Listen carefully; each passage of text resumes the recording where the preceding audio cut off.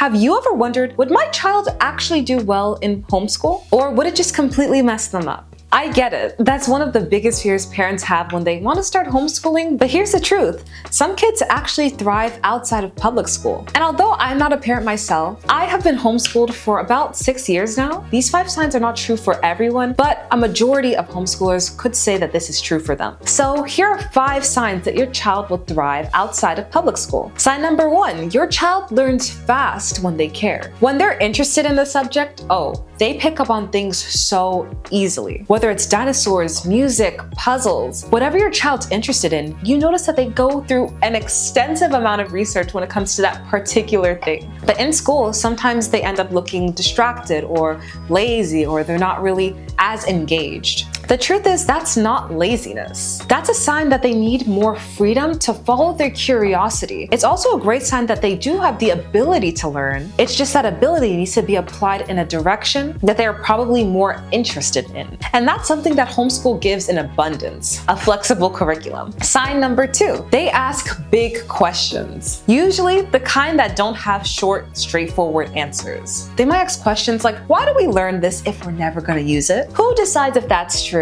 Or what is this all for? The truth is, when kids ask these type of questions, it signals that they are a deep thinker. And in public school, a lot of those questions may not be able to get answered because you do have to follow the strict copy and paste curriculum. Public school doesn't really give you the full space to really think through your ideas, to go deeper. I know this is true for me because back when I was in public school, I used to think very surface level. And remember, this isn't true for every public schooler or every homeschooler. This is just broad generalizations, but at least for me, I was never challenged to think deeper. I sometimes questioned the curriculum and what we were learning, and I was trying to see how is this going to help me in the future. So I noticed that I always had a knack for asking big questions and questions that don't have a simple answer to them, or maybe they don't have an answer to them yet. And if your child asks big questions that sometimes you have trouble answering, then that might be a great sign that they are going to thrive outside of public school. Sign number 3, they need peace more than pressure.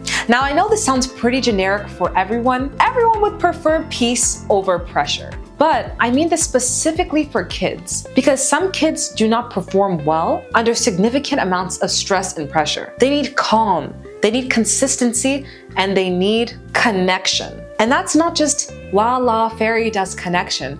I mean connection to the curriculum, connection to what they're learning. And that's what homeschooling really allows a space to cultivate without being held back by everyone else, or at least by the system's curriculum.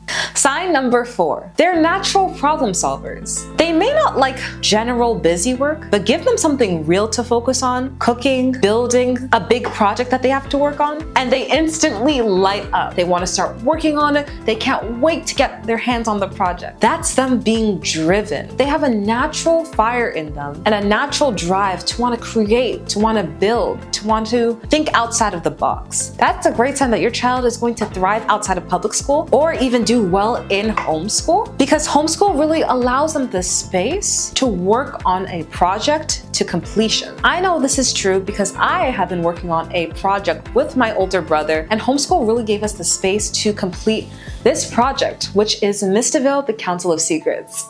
That's right, we wrote a novel together. It was a part of our writing curriculum, and yes, it was tough. Yes, it was hard.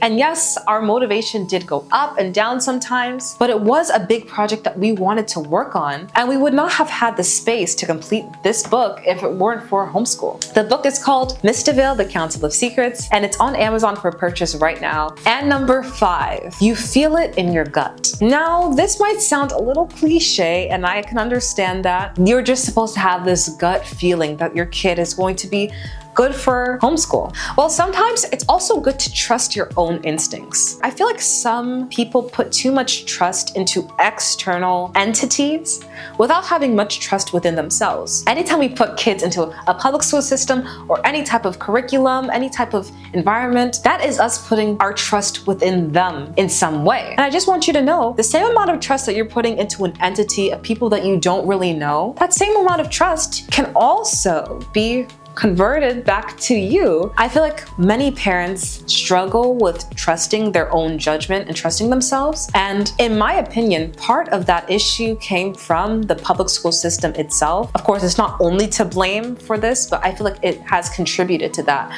because you've trusted them for 12 years straight, essentially. And every time you went back into the building for another lecture, another class, that was another day you put your trust into them. An entity, into a school building of people that may or may not have your best interests at heart could be even more scary. I just want to give the people that are thinking about homeschooling a bit of courage to trust in themselves and trust that they are able to educate themselves just as these random people in a building are able to educate ourselves, you know?